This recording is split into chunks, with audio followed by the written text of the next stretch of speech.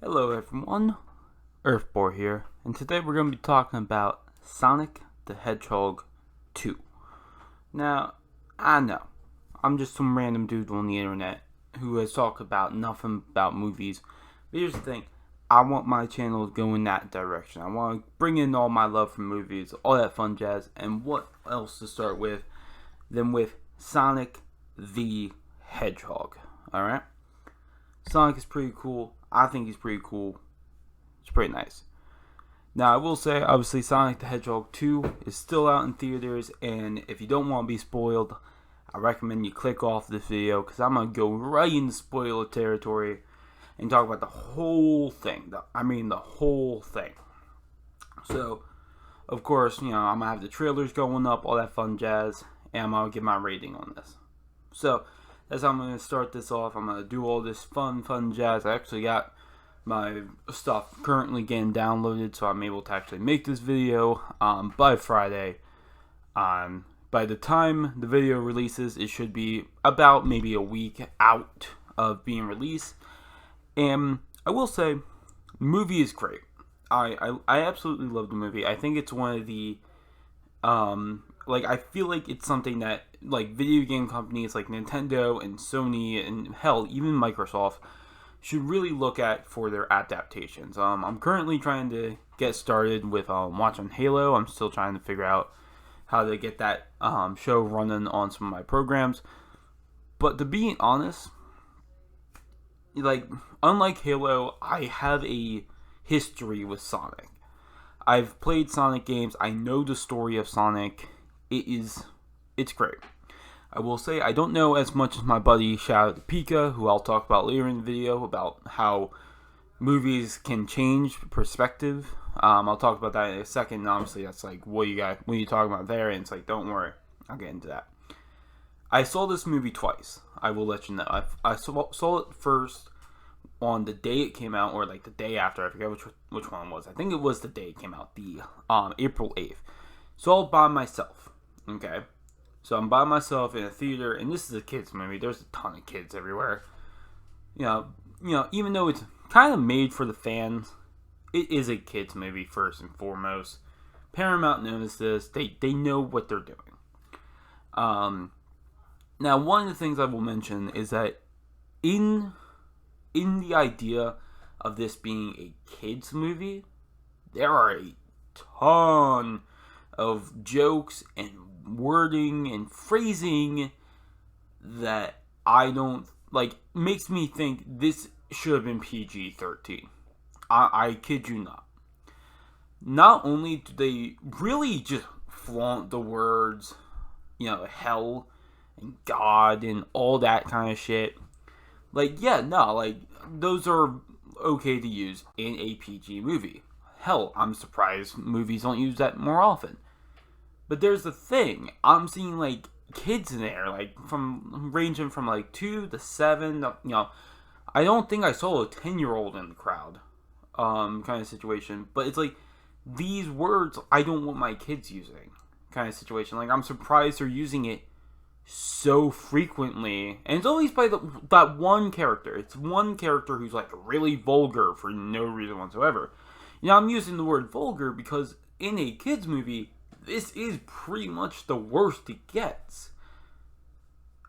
Emphasis on pretty much, because that same character in the movie uses the hyphen a-hole, full on. That is the word they used. I don't know about you, but that shouldn't be in a PG movie. I don't think that should be in a kids movie. As soon as that was written down in the script, it should have been cut out. If it was something where it was this was put in because it was improv, I would have told them to redo that line, because we can't use the word a-hole in that. I don't care if it was natural for you. This is a fucking kids movie. And that's the thing. It's a kids movie, first and foremost. That's my viewing on it. Yeah, it's made for us. It's made for the fans of Sonic. But the fans of Sonic range from little kids to adults. There is a huge margin there. And yeah, you have to appeal to everyone. You can't just put fart jokes everywhere. But, it's one of those things where it's like, to me, that was bordering. That was something that you went a little too far with that. And if it wasn't for the fact that a few seconds later, probably the worst thing, in my opinion, about the movie is the fact that they made a Brazilian wax reference, which doesn't sound like a big deal on paper. Yeah, you can make a joke saying, "Oh, I shaved for this," for a woman and all that. And, people will get the joke. They shave. The adults will know, oh, it's because I shaved my hoo-ha. But the kids will think, oh, it's the legs. Because why would, when mom always shaves her legs whenever, shit like that happens. The kids won't know any better. But they make a full motion to the crotch. And that's where I'm like, okay, that's a little too far in my opinion. But other than that, other than the a-hole and the Brazilian wax reference, I think the movie was fine. I honestly really like all the story beats. It's really good. I think the wedding plot, the B plot of the movie, was highly unnecessary, but it did bring in a lot of comedic points. And personally, I really like when they do comedic things. Like, was it necessary? Probably not. Was it good? Absolutely. I'm not saying that it wasn't, it wouldn't be a good idea to put it in. But I'm also saying it wouldn't have been a bad idea to take it out. I think the idea of the government in this universe being kind of stupid, or at least that's what it seems like in my opinion, is also just really stupid plot point. Like, every single thing that's a kids movie that has the government in it, they seem like idiots for some reason, which is just like, Can like the fucking kids movies government just get some more competent people? Like, come on, it can't be that hard to find someone at least a little bit smart, And to be honest, that it's a plot point that's continued from the first movie because the government is technically after Sonic, but at the same time they actively know that's where Sonic is. They've been keeping tabs on him, and all of this shit. And made an elaborate fake wedding to capture him with no guarantee he was even going to be there in Hawaii. They basically went, we're going to try our best to do this, and then basically lucked out. That's, to me, like, you could have thought about something other than that, in my opinion. And it was just really dumb to me. But it was like, it wasn't like I'm groaning in my seat. I'm laughing at it because it's funny. It's a funny situation. In my mind, I'm going, that is so stupid. I'm going to laugh about it. That's what's going on in my mind. That's what's happening outside my head. And all this different shit. But here's the thing that I find very interesting. The thing is with Sonic, with this little plot line of the government thing, they just assume Robotnik died, which, if you're from the outside source, you would probably know, yeah, Robotnik is probably dead. But when the people you're keeping track of with the fucking aliens blue hedgehog thing that you're keeping track of says, yo, Robotnik's back, this guy just told me, I wouldn't sit there and go, ha, Robotnik's dead. I would have gone, really? You sure? You sure Robotnik's back? Okay, we'll keep tabs. We still have to keep, and that's what they kind of do, but it's more of a case of like, Robotnik might be back. Like, nah, there's probably some certainty that this guy's back. And also, Robotnik really, it's like, how do they not know? They're in Hawaii and all this different stuff. And it's like, I understand the incompetent government for kids movies, but Robotnik full on brings a satellite back to Earth. Like, full on brings it, and it is obvious something has happened. It's like, what they do is they put in like a gas that makes everyone oblivious to the bad guy's schemes.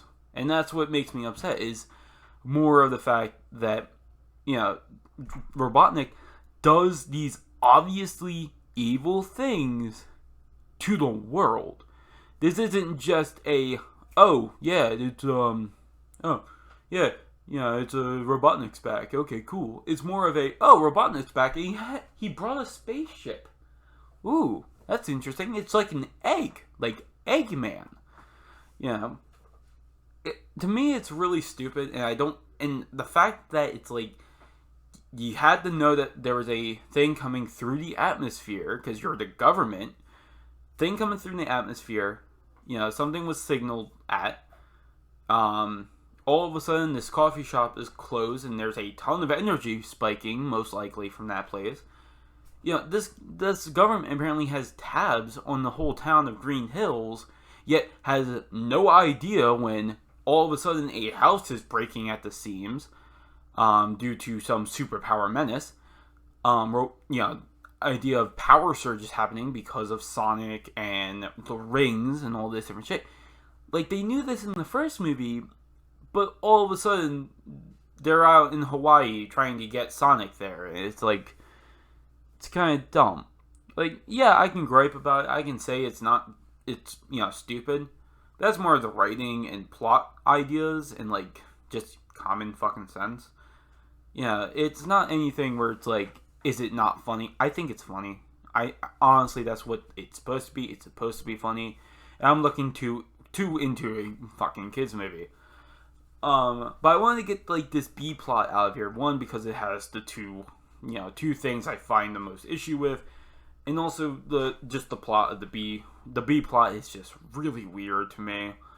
The getting married, that's fine. You can have a getting married plot line. That's fine.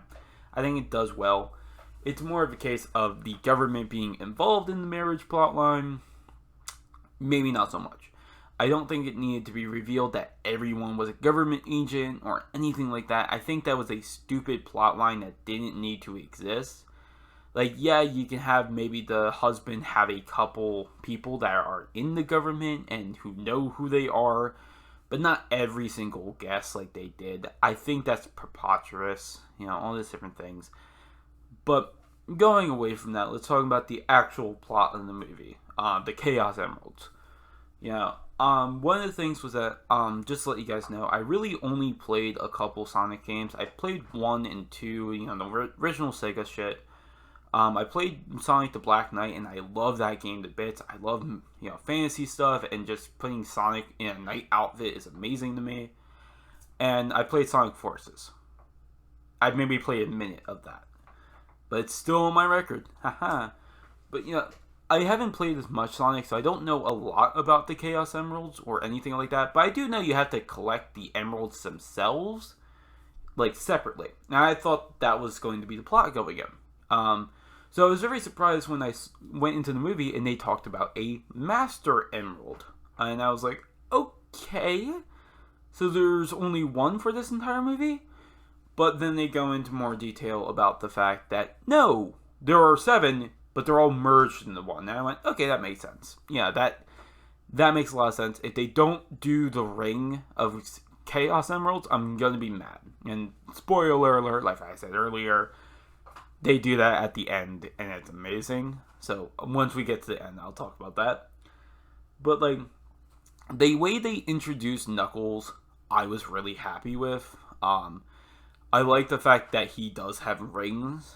I like how they treat the rings in this series and movies. Because in the rings, they're more just like, the coins from Mario. They're just currency for the games. Or just points, I should say. But I love that they're actually important to the plot. The rings are what they're looking for in the first movie, and they're trying to gain back so Sonic can, save the day and maybe go home or send Robotnik to the Mushroom Planet. And in the second movie, they make it a big idea because now they can instantaneously go somewhere, and also it's a plot device to get Sonic to Hawaii and activate plot. Combine plot A with plot B. It's a failsafe at this point. But I like that they expand upon that. Knuckles has rings, Tails has rings, pretty much anyone on that planet will have rings and can go anywhere they want. Now the thing is that Knuckles being the last echidna is something that's actually done in the games. It's not really talked upon, it's more in the manuals.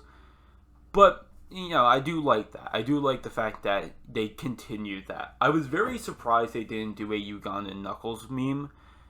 They just redid Sonic the Hedgehog for some reason. But hey, Ugandan Knuckles is kind of offensive and it's pretty outdated. And I'm just happy they didn't do any meme shit with Tails. Because, the only things I can think of for Tails would be way too much for a PG movie. There's, some memes I'm sure kids will understand. But the only memes I can think of that have the same value as Sonic the Hedgehog or Ugandan Knuckles is, of course, either the Tails doll or the little, I think it's like mashed up animation where it's Tails is just killing every single Sonic ally because he's Sonic's best friend. He's only Sonic's best friend, and Sonic's best friend is only Tails, so he kind of goes insane. Those are the only two I can think of. I'm sure there's others that they could have referenced and probably did, but I'm just glad they just kept with the one meme reference with Sonic. And honestly, I like how they implemented it. May it be a little childish. It is the fart joke of the movie. But here's the thing. Unlike some other movies, like, Minions or this new Paws of Fury, The Legend of Hank by Nickelodeon Paramount. Same movie, same company. Like, they dedicate a whole minute in the trailer for, to a fart joke. But here's the thing, like, one, I only know that because I was watching the Sonic movie, so of course the next Paramount movie coming out after Sonic is going to come up in the fucking feed.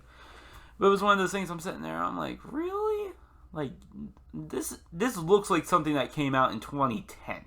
The animation's pretty bad, but that's a whole nother thing, and I do not plan on seeing that movie because I am just not interested in it. But it's one of those things where it's like, I'm looking at, I'm looking at the jokes here, I'm like, yeah, no, there's only one fart joke. That's pretty good, I will say, going into Tails a bit, I feel like Tails is the most distant of the cast. Both, the actress who played him is amazing. I'm glad they got the actual actress of Tails. For anyone who doesn't know, Tails' voice actor is actually female. Obviously for that more high pitch. It's just like how Bart Simpson is played by a female voice actress as well. Because, they can have that voice for so much longer than any kid can. Or any male voice actor. So I like that they brought her in. It's something I wish they do for Mario, because they do have the Mario voice actor for the movie. He's various other characters when Chris Pratt is actually Mario. I think that's just like kicking the nuts to the guy, but if he's okay with it, then I'm fine with it. It's one of those situations where it's just like, I wish they didn't, but I'm glad they did that for this. Obviously people are going to see it mostly for Sonic and, Knuckles.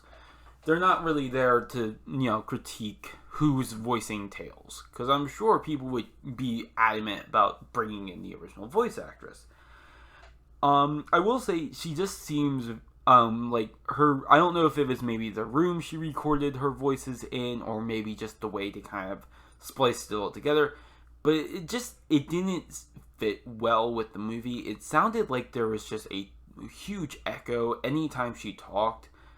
Or Tails, I should say, talked. And it's just like, you can tell this was made a little bit hastily. The whole movie kind of just, to me, doesn't really reek of we have a time crunch, but it's definitely, you can tell what COVID really did to it, and how it kind of, like, just didn't do too well. I think that's why most of the stuff you see, like, I think at most, there are, like, maybe 20 people. Not 20, but, like, maybe at most, 20 people on screen at once. And they're all very distant, except for this one scene where everyone's close together. But there's a plot reason for that. They're doing a dance battle. And this was one of the big things was like seeing that scene in particular. This is when they're trying to get the compass to find the Master Emerald. They go into a snowstorm, so they waited out in like a cabin. One of the things is that I feel like Tails' character is really just dumbed down or boiled down. It was one of those things where I feel like they fleshed out Knuckles a lot and just kept Tails as like a yes man, in my opinion. The phrase "only Sonic the Hedgehog" in Tails' voice happened so many times that I just go, did they just get like a couple voice lines from her and then just like screwed off or something? Like, what's going on?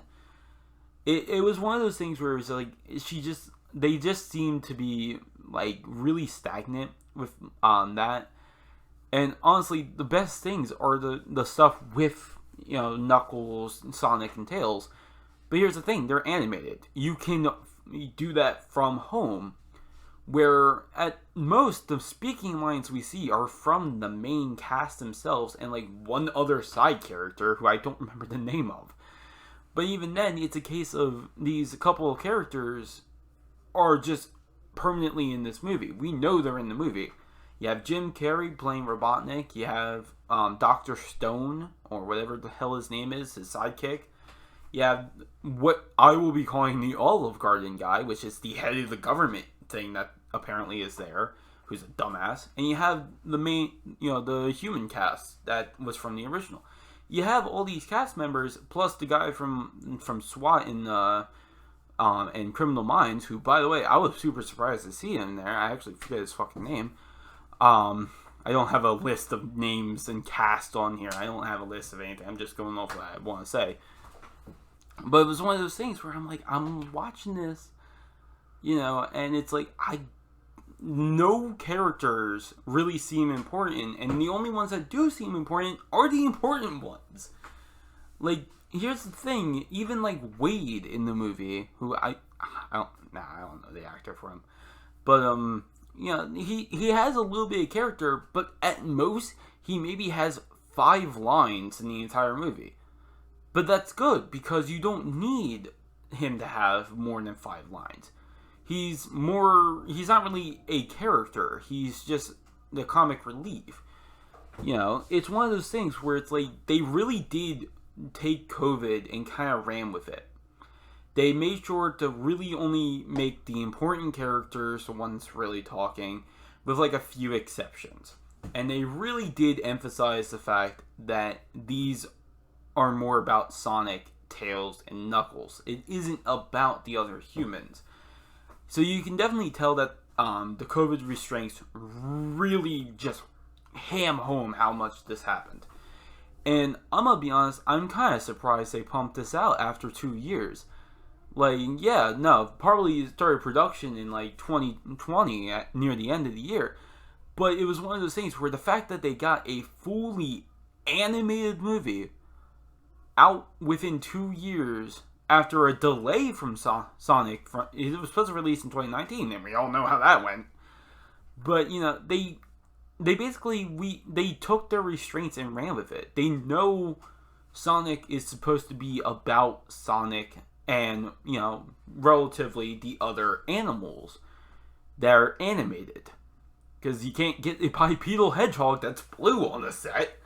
Like, they really took those restraints and made it work.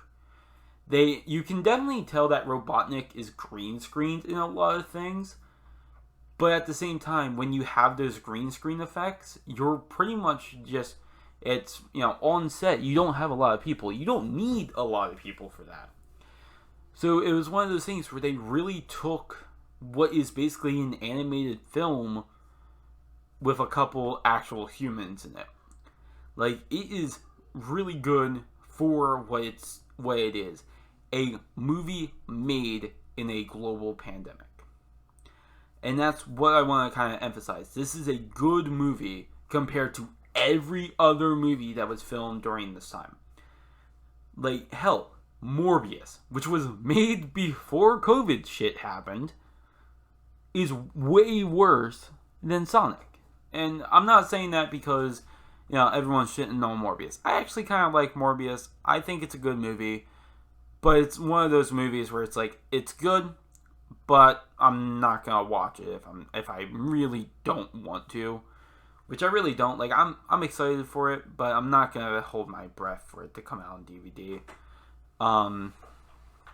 And that shit was supposed to come out in 2019. It's now 2022. The hype has died.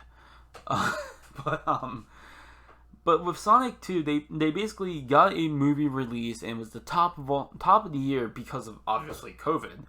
But then got a sequel pumped out after 2 years with COVID going on, with all these restraints and things being put on hold and people not able to leave their houses. They really took that and went, yeah, we can work with this. And they did. And they made a good movie with it. Yeah, I think some of the voices might be a little bit distant. Like, honestly, I can tell, the voice actress who was voicing Tails was in another room, hell, even probably another building than the other voice actors who were probably in the same studio. But that doesn't deter from the fact that she did her character well, because she's been working with this character for so long. And that's what I like. When you get the voice actor or the voice actress for a character that has been working on this character for so long and knows this character's mannerisms and accents and all these different things, you're going to have a good character when you cast that. And that's what I like about that. They didn't care about celebrity voices. They cared about accuracy. So when they cast Sonic originally, they went for a voice actor that fit the character, and it works well. Tails, same thing. Who's better than the original voice actress? Who, of course, my favorite line from any Sonic media is just, "This wall tastes like dirt." I love that line. I think it's funny, and it fits Tails, and I can still hear that phrase whenever Tails speaks in the movie. May that be a stupid reason to like the character, but hey, I like that line. But it's one of those things where even Ugandan Knuckles, that's not what I wanted to say, just Knuckles the Echidna. The voice actor who voices him, they did a great job for the role. Yeah, is it the original voice actor? No, it's definitely not. You can tell it's not. But for what this character is supposed to be, and what he's supposed to be in this universe, it fits. And that's what I like. They chose the right choices. I think the casting in this movie is amazing. And that's one of my biggest things is, casting. They worked with what they had and they did what they wanted to do. They had these voice actors and voice actresses, and even the actors and actresses come in and they knew these characters were going to work well. And it's one of those things where the plot of the movie is really simple. It's literally a race to the relic kind of movie. Knuckles helps Robotnik get back to Earth. They fight Sonic. Sonic meets up with Tails, and hijinks ensues. I think I was talking about the dance battle. That's actually one of my favorite scenes in the movie. May it be with the cringy Will Ferrell move. Not Will Ferrell. Who the fuck is it? I don't even know. But it was one of those things where the song choices were really good. I think It's Tricky at the beginning was a little bit much for me. But then again, they did go into instrumentals after the chorus, and I was fine with that. It works well for the scene, which is a generic heist, stop the heist scene for a superhero movie. But it was one of those things where they used the cliches and it worked. It's really hard to make cliches work nowadays, and they did it, and that's what I like. So they go to this cabin.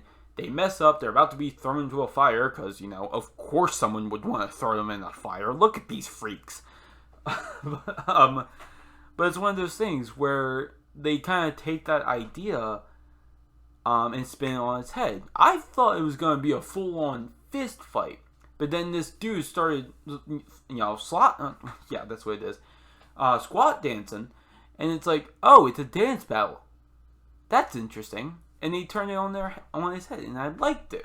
It was really entertaining. Even I was like, dancing a little in my seat. But it was one of those things where right afterwards, they get the relic. Robotnik shows up, almost basically steals the relic from him. And Tails get injured. Now they fix this real fast and all that, and it's a really touching moment when like Sonic goes and tries to help Tails, and he doesn't care about the emerald anymore. He just cares about this friend that basically got killed. That's really nice, and it shows how much Sonic learns throughout the movie. At the beginning, it was all about him, but now it's about the people he's affecting at the end, and you see the arc he has. He doesn't regress at all. If anything, he progressively gets more and more, I guess in a lack of better words, compassionate. He goes from the beginning of not really caring about how people, might get injured or might get hurt in the, ramifications of his shit. And then near the middle of the movie, he basically doesn't even care if he's captured. He just wants to make sure that Tails is alive. And that's the best thing. And then right after that, he goes after the Master Emerald. Robotnik does his evil scheme of betraying Knuckles. And Knuckles is about to drown, and Sonic saves him. Even with this whole fact that he does not like water and cannot swim. That's another plot point that I think is really stupid. They really hone in the fact in the movie that he doesn't like water. He cannot swim. He doesn't do well in water. Which is understandable. The water levels in Sonic are pretty bad. And even the reference to the water levels is amazing with the bubble. I really like that. But the thing is that you see him actively in water at least multiple times. You see him, you see him with a little indoor, bubble pool in the house, kind of like how you would have in your backyard when you're very young. And you see him do like basically a parody of what Frozen 2 ocean scene was at the beginning of that first trailer for Frozen 2. And he does well. All this shit. And it's like the idea of, him not being able to be in water or cannot swim really just doesn't hone in well. They want to make it seem like that's actually something that's a problem and that he has to overcome, or it's going to be a big plot point. But when you show these other scenes where he's perfectly fine in water, he can, swim in a little pool, or take a bath, or hell, run like Jesus over the ocean. The idea that he can't do something with swimming just doesn't hit. And that's my biggest issue with that. But he saves Knuckles, and even Knuckles is like, why did you save me? And he's like, I couldn't just let you die. Because that's not what people do. And that's what I like about that. He has an arc in it. Now, at the end, going into the finale of the movie, Robotnik gets the Master Emerald and becomes Ultra Robotnik, or whatever the fuck you want to call him.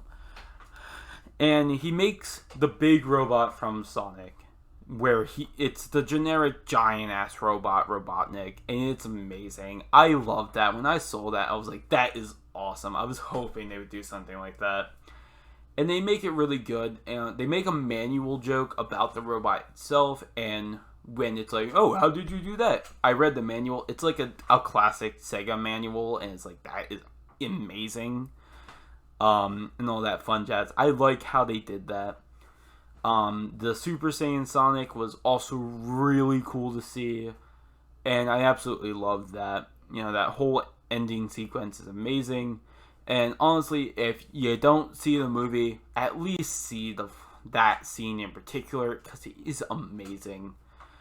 And finishing up the movie, I'm going to talk about the post-credit scene. So if you're okay with me spoiling the whole movie already, then here you go. That's the whole movie. But if you don't want to hear about the post-credit scene, then I recommend you click off right now. You should have clicked off earlier, but you should have clicked off now. So 3, 2, 1. Here's the post-credit scene. we get confirmation of Shadow the Hedgehog. And I was very happy with that, because it's like, okay, I was expecting either Amy or Shadow to show up. And it was one of those cool things. It was a really cool moment, and I was like, okay, that's really cool. My buddy Shadow the Pika is gonna love this. So I was actually talking with my buddy Shadow the Pika, and we went to go see it the Sunday after. So I think it was the 10th. I didn't tell him I saw it beforehand. I didn't want to ruin it for him. I didn't want him to go, oh, if you've already seen it, then it doesn't matter. Kind of situation. I wanted to see it with him, mostly so I can also prove my own theory of it's more fun to do something, even as mundane and, quiet as a movie, with a friend. And that's what I wanted to prove to myself and to talk about. Because, like I said, I went to go see Sonic by myself on release day. I will say, I preferred when I went to watch it with my friend. Because, he was super excited. He's a big Sonic fan, and I knew that. I'm a huge Sonic fan, but for different reasons. I like Sonic because, it's a classic, it's amazing, and I've played a couple of the games. He is a walking encyclopedia of the Sonic lore. And I knew he was going to get a kick out of the movie, especially with the post-credits scene. And seeing his reaction... Okay. But seeing his reaction to the actual, the Shadow the Hedgehog thing made me even more excited because of how excited he got. I'm not going to go into details, because that's not my realm to talk. But I will say, me and him were making quips the entire movie. We were, whispering to each other about, certain jokes. Mostly during the trailers. And we had a hell of a time making fun of, Paws of Fury and all that. I think Bad Guys came up, and I'm like, that's going to get wrong audience, and they're hoping for. All this different shit. And we're making puns and jokes all the whole way. And we just had a blast talking about it afterward and all this different shit. I didn't get that on my first watch. Because I was there and I was just watching because it's like, I want to see this movie. But I didn't have the type of story that I would have gotten with a friend. Does that mean you have to go see a movie with a friend all the time? No. I don't think you should. I saw Morbius by myself, and I thought it was a good enough movie to give it a 9 out of 10 first time round. I'm going to give that movie an 8, mostly because, died of hype, it was delayed, and just, it's not as good as I thought it was. I really did kind of realize, this movie is shit. And all this different stuff. I'm seeing movies left and right nowadays, because I'm getting all this stuff ready for these kind of videos. But if I can see a movie with a friend that knows the context, that knows the story, all this different shit, I'm going to take that opportunity. I'm going to offer them a ticket, and if they say yes, awesome. If they say no, that's fine. Because, I don't have to see it with them. I can see it by myself if I wanted to, but I knew I wanted to also see it with him, because then I would have had some more talking points. Like the fact that apparently Shadow the Hedgehog is a thing from the Cold War. Again, not my realm to talk. I don't know shit about that. But that's the thing. I think seeing it with my buddy was the best solution I could have gone with, because of the fact that, that was what happened. We saw a movie, we had fun, and we made fun of it the whole fucking time. And one of my biggest issues, going back to the actual movie, is actually the Robotnik sidekick. I think his name is Stone. I'm pretty sure his name is Stone. To me, he felt like Mr. Smithers from The Simpsons. Coded gay, very obviously gay for Robotnik, with none of the feelings being reciprocated. I think his blind devotion to him just isn't in character, or it feels forced. I don't like it. I really don't care for the character, and I don't like how the character was taken. It's not anything against LGBT, or I would be a fucking hypocrite with that shit. But it's one of those things where it's like, I'm watching it, and I feel like it's being made fun of, kind of similar to how Mr. Smithers is. Like I said, he is very obviously a Mr. Smithers, caricature. So seeing that made me kind of go, ugh, I really don't care for this guy. The blind devotion, the fact that it sometimes looks like he's just moaning at certain things that is done, is just, I didn't like it. But overall, with the movie, I'm probably going to give it maybe a 8.5 out of 10.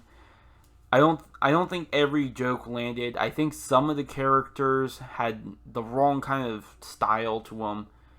But overall, still a really good movie. I thank you for listening to me for this long, and I hope you guys can have a wonderful day. Earthbor out.